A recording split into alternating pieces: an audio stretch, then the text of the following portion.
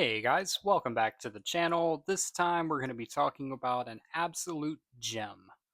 This video game God, it's been about 20 years since this game came out, which is actually crazy to think about. Getting old. But yeah, The Force Unleashed. I know a lot of people have very fond memories of this game. People still play this game and its sequel to this day.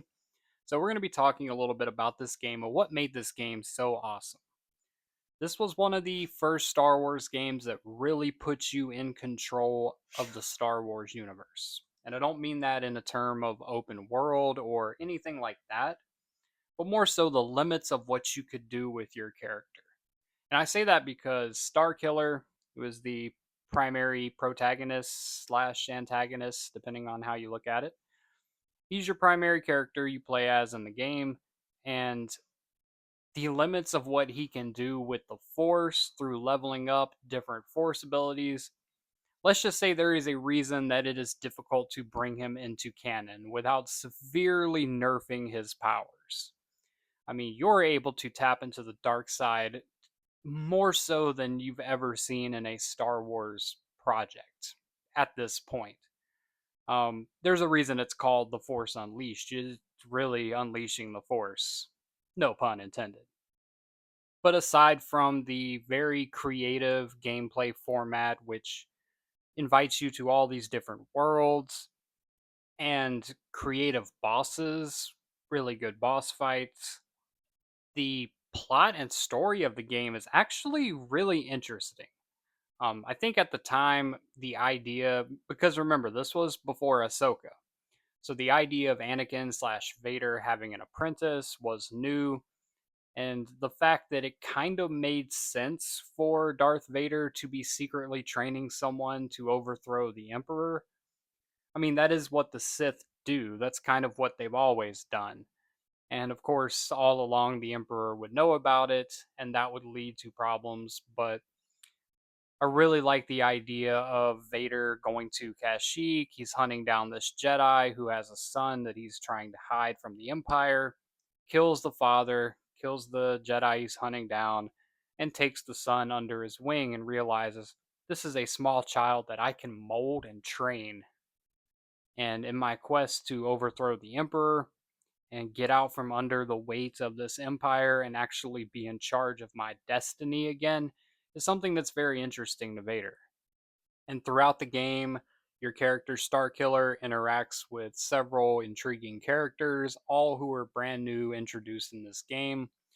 The droid Proxy, Ram Koda, a Jedi general who did not trust the clones, and that's why he was able to survive Order 66. To Juno Eclipse, an Imperial pilot who develops a romantic interest in your character. These were all very well developed, brand new characters introduced into this game. And I think whenever you can contribute something truly memorable and special to the lore in a way that makes sense in the greater Star Wars universe, I think it becomes a really endearing project for fans. The Force Unleashed overall as a video game was just a fun ride, and it took a lot of risks and did so with conviction. They brought back Shaak Ti from the dead as an Order 66 survivor, and you have to fight her and her new Padawan on the planet of Felucia.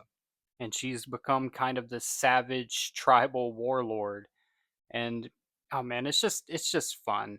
This is one of those games that you can go back and replay years later and just have a good time, just seeing all the different details that they put into it, from the different stormtroopers to the like I said, the overall plot where throughout the course of the story, your character really starts to question his own decisions. He starts to learn to resent Vader, and it all culminates in this amazing finale where there's a couple of different options on a sort of spin on choose your fate.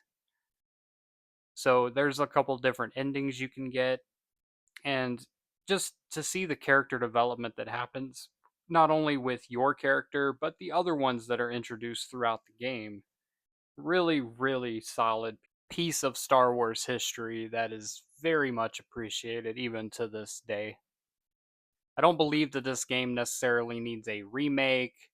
I know they've, remastered it and it's available on new consoles. You can download it, you can play it. And I think that's really cool just to bring people into the universe. The character of Starkiller, even as recent as last year, is still getting toys made by Hasbro. So the character is very much in people's minds, despite this game being as old as it is.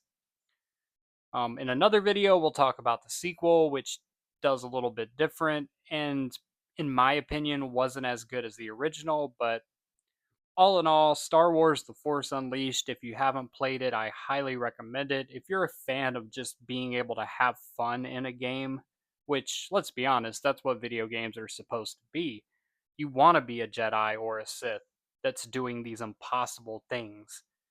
Just absolutely using the Force as a weapon of destruction.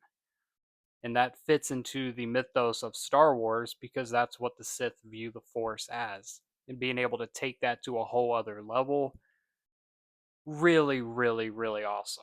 So, yeah, but that's going to be it for this video. I appreciate you watching.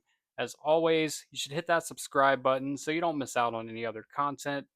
Let me know your favorite memories of playing The Force Unleashed in the comments below, and I'll see you next time. As always, may the Force be with you. Now let's blow up that like button and go home.